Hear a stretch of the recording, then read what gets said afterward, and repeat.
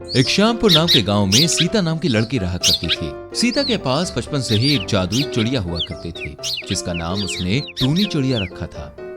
मेरी टूनी चिड़िया, चाहे धरती आसमान एक हो जाए, लेकिन तुम अपनी सच्चाई किसी को मत बताना कि तुम एक जादुई चिड़िया हो। हाँ सीता दीदी, ये बात एक राज ही रहेगी। टूनी चिड़िया रोज सुबह सुबह अपनी आवाज से सभी को जगा दिया करती थी, क्योंकि उसे एक स्वामी जी ने कहा था, बेटी टूनी चिड़िया, तुम बहुत मेहनती हो। मैं तुम्हारी मेहनत से प्रसन्न होकर तुम्हें एक वरदान दे रहा हूँ। मेरी दी हुई शक्तियाँ तब तक तुम्हारे पास टिकी रहेंगी जब तक तुम हर सुबह भगवान का नाम लेकर अपने आसपास वालों को नहीं जगाओगी। इस प्रकार स्वामी जी ने टूनी चिड़िया को एक जादुई चिड़िया बना दिया था। एक दिन सीता को एक विशाल नाम का लड़का देखने आता है। अजी, आपकी बेटी तो हमें बहुत अच्छी लगी। अब एक बार अपनी बेटी की राय भी पूछ लीजिए। अगर उसकी भी हाँ होगी तो हम शादी के लिए जरा भी देर नहीं करेंगे। अरे, हमारी बेटी को भी विशाल जी पसंद है और हमें भी ये रिश्ता मंजूर है। अब पंडित जी को बुला के कोई अच्छा सा मुहूर्त निकलवा देते हैं। क्यों, क्या कहते हो आप लोग? जैसा आप ठीक समझें। फिर कुछ ही दिनों में सीता और विशाल की शादी कर दी जाती है। फिर सीता अपने ससुराल चली जाती है, पर वो वहाँ भी अपने साथ अपनी टूनी चिड़िया को लेके चलती है। अरे बहू, ये चिड़िया भी तेरे साथ रहेगी? हाँ माँ जी, इस चिड़िया का नाम टूनी चिड़िया है और ये बचपन से मेरे साथ रह रही है। मैं इसे अपने से एक मिनट भी दूर नहीं कर सकती, इसलिए मैं इसे भी अपने साथ लेकर आई हूँ। अरे पर सीता, लोग घर में कुत्ता, बिल्ला या तोता पालते हैं, पर तुम तो घर में चिड़िया को पालने की बात कर रही हो। ये थोड़ा अजीब नहीं लग रहा है? क्या आप भी? इसमें कौन सी अजीब बात है? टूनी चिड़िया मेरी छोटी बहन की तरह है, इसलिए मैं इसे बहुत प्यार करती हूँ। हाँ भाई, मेरी महारानी साहिबा ठीक है। फिर अगले दिन सुबह सुबह टूनी चिड़िया जोर जोर से किलकिलाहट करने लगती है। उस आवाज से सास की नींद टूट जाती है। तभी सास टूनी चिड़िया के पास आकर कहती है, अरे चुन्नी मुन्नी चिड़िया, अरे क्या नाम है इसका? जो भी नाम है तुम्हारा, इतना आवाज क्यों कर रही हो? मेरी तो नींद ही बिगाड़ दी इस कमबख्त ने। रुको, अभी सीता को बुलाती हूँ। अरे ओ सीता, देख तेरी चिड़िया बेमतलब आवाज कर रही है, इसे चुप करा। तभी सीता आती है।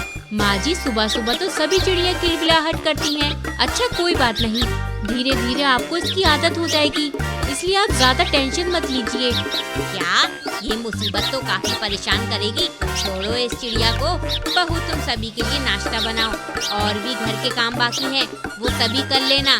फिर सीता रसोई बनाने किचन में जाती है। तभी टूनी चिड़िया अपने पिंजरे से निकलकर वहाँ आ जाती है। अरे सीता दीदी, तुम्हें रसोई बनाने की कोई जरूरत नहीं है।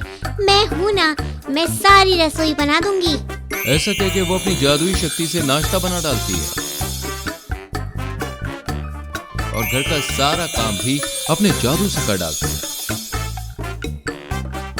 अरे टूनी चिड़िया, तुम्हारा बहुत बहुत धन्यवाद। तुमने तो मेरा सारा काम आसान कर दिया। तभी सास आती है। अरे वाह बहू, तूने घर का सारा काम तो चुटकी में कर लिया। वाह, बड़ी तेज बहू मिली है मुझे तो। फिर अगले दिन सुबह सुबह सास और विशाल सीता के पास आते हैं। अरे यार सीता, तुम्हारी इस टूनी चिड़िया को कुछ करो यार, इसका शोर तो मेरा दिमाग ही खाए जा रहा है। अगर ये आवाज करना बंद नहीं करेगी ना, तो मैं इसे घर से बाहर निकाल दूंगा। अरे सवेरे सवेरे सर में दर्द करने लगती है ये। अरे हाँ, मेरा भी दिमाग खराब कर दिया। मैं तो कहती हूँ इस चिड़िया को निकाल ही देते हैं घर से। अरे आप लोग ऐसा मत करिए। अगर आप लोगों ने इसे घर से बाहर निकाला तो मैं भी इस घर में नहीं रहूंगी। ओह अच्छा, उल्टा जवाब देती हो।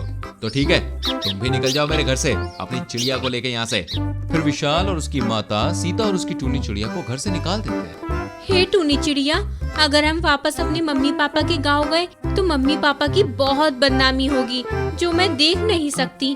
अब हम इसी गांव के बाहर झोपड़ी बनाकर अपना गुजारा करेंगे। फिर सीता उसी गांव के बाहर एक झोपड़ी बना के रहने लगती है।